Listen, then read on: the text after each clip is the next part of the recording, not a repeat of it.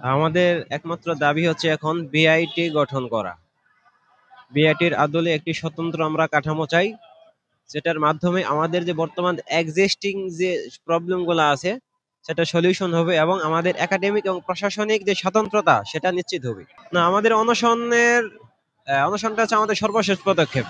আমরা অনশনের মাধ্যমে রাষ্ট্রকে জানিয়ে দিতে চাই যে আমরা জীবন দিতে প্রস্তুত, তবু যে আমাদের যৌক্তিক দাবি এটা আমরা ছাড়তে প্রস্তুত নই। এটা পড়ে আছি। এটার কারণ হচ্ছে আজকে যে আমাকে এখানে আসতে হচ্ছে, এটার মেইন কারণ হচ্ছে এদেশের সিস্টেম। এই বর্তমান সিস্টেমটা হচ্ছে একটা নষ্ট সিস্টেম। সিস্টেমের সমস্যা। তার কারণে আমার ছোট্ট একটা দাবি, সেই দাবির জন্য আমাকে এখানে কেন আসতে হবে? এটা তো রাষ্ট্রের দায়িত্ব। শিক্ষাকে এনশিওর করা, নিশ্চিত করা, গুণগত মানকে নিশ্চিত করা, এটা রাষ্ট্রের মৌলিক দায়িত্ব। বাট সেই রাষ্ট্র যখন সেই দায়িত্ব ভুলে গিয়েছে এবং সে ভুলে গিয়ে যখন সে ঘুমন্ত অবস্থায় আছে, যখন সে উদাসীন, যখন সে নির্জীব নিস্তব্ধ, তখন আমাদের মতো এই শিক্ষার্থীদেরকে ক্লাসরুম ছেড়ে আমরা বাধ্য হয়েছি এই ঢাকার মতো রাজপথে এসে অনশনে বসতে। আমার নাম Lutfor Rahman, Barishal engineering college, department of ত্রিপলি।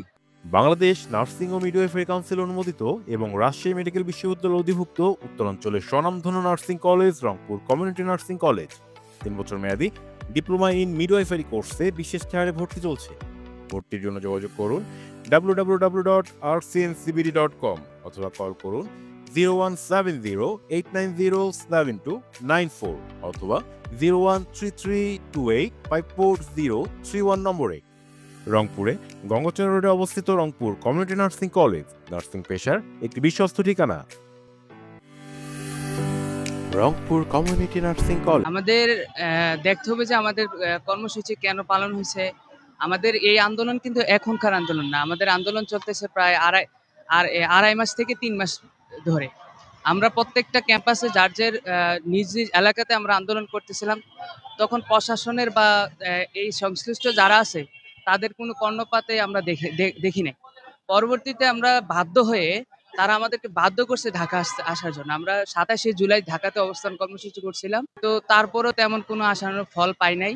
তারপরে আমরা তাদেরকে 31শে জুলাই তাদেরকে আমরা আলটিমেটাম দিছিলাম যে এই বলে যে আমরা 10 তারিখ থেকে তথা 10 আগস্ট থেকে আমরা সে অনশন কর্মসূচি পালন করব। তখন থেকে গতদিন থেকে আমরা অনশন কর্মসূচি পালন করতেছি। এখন পর্যন্ত সংশ্লিষ্ট যারা আছে তারা আমাদেরকে তেমন আশানুরূপ বা কোনো কিছু আমাদের সাথে সংশ্লিষ্ট যারা আছে তারা কোনো কথা বলার জন্য এখন পর্যন্ত তারা আমাদেরকে কোনো টিম পাঠায় নাই।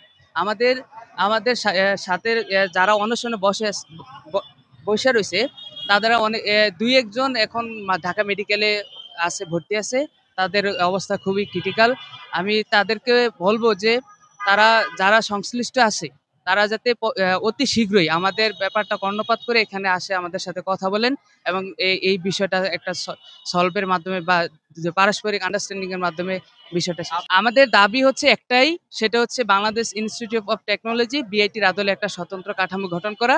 আমরা এতদিন যাবৎ দ্বৈত কাঠামোতে ছিলাম, তথা আমাদের একাডেমিক কার্যক্রম দেখে এই যে ঢাকা ইউনিভার্সিটি আর হচ্ছে প্রশাসনিক কার্যক্রম দেখে কারিগরি অধিদপ্তর। দেখা গেছে এই দ্বৈত কাঠামোতে আমাদের বিভিন্ন প্রকার সমস্যা হয়। যেমন যদি বলি আমি রিসার্চের সমস্যা হয়, রিসার্চ ফান্ড দিতে সমস্যা হয়।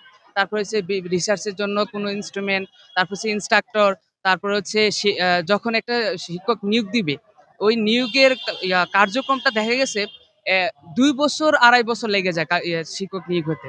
তারপর হচ্ছে ওখানে আরেকটা কথা হচ্ছে এই 4টা ক্যাম্পাসে বরিশাল, তারপর হচ্ছে ফরিদপুর, তারপর হচ্ছে ময়মনসিংহ, তারপর হচ্ছে সিলেট ইঞ্জিনিয়ারিং কলেজ, 3টা ক্যাম্পাসে হচ্ছে ঢাবির অধিভুক্ত আর হচ্ছে সিলেট হচ্ছে সাস্টের অধিভুক্ত। এখন পর্যন্ত একটা স্থায়ী অধ্যক্ষ নিয়োগ দিতে পারে নাই। 20শে মে থেকে আমাদের আন্দোলন চলতেছে। তো তখন থেকে আমাদের শাটডাউন চলতেছে, একদম টোটালি কার্যক্রম অফ। এরপরও তারা কোনো সংশ্লিষ্ট যারা আছে তারা কোনো তেমন কর্ণপাত করে নাই এবং আমাদের পড়ালেখাতে অনেক বিঘ্নতা আছে। আমরা পুরাই হতাশায় আছি। বিএসসি করতে আইসা দেখা গেছে আমাদের মানে কি বলবো, এত অবহেলা তারা এবং দুর্নীতিটা সবচেয়ে বেশি আমাদেরকে করছে। সেটাই মূলত দেখতেছে যে কারিগরি অধিদপ্তর, আমি বলবো যে কারিগরি অধিদপ্তর দুর্নীতি একটা ভঙ্গুর একটা প্রতিষ্ঠান। এরা একটা বিএসসি প্রতিষ্ঠান, 4টা বিএসসি প্রতিষ্ঠানকে মানসম্মত না করে উল্টা আরো নতুন করে 4টা ইঞ্জিনিয়ারিং কলেজ খোলার জন্য প্ল্যান করছে এবং চলমান আছে। কিন্তু এই প্রতিষ্ঠানগুলোকে তাদেরকে মানসম্মত করার জন্য কোনো রকম পদক্ষেপ নিচ্ছে না এবং এবং এই মানসম্মত করার জন্য যা যা করার দরকার তা কোনো কিছু করতেছে না। উল্টা আমাদেরকে আরো থ্রেট দিচ্ছে যে আমাদের প্রতিষ্ঠানগুলোকে ভ্যান করে দেওয়া হবে। আমাদেরকে এমনও বলেছে যে তোমাদের প্রতিষ্ঠান রাখবো না, তোমরা কি করবা দেখে নিব। তারপর হচ্ছে তোমরা তোমরা বিএসসি করতে আসো, এগুলা দেখে নিব। মানে নানান রকমের আমাদেরকে থ্রেট দেওয়া হয়েছে।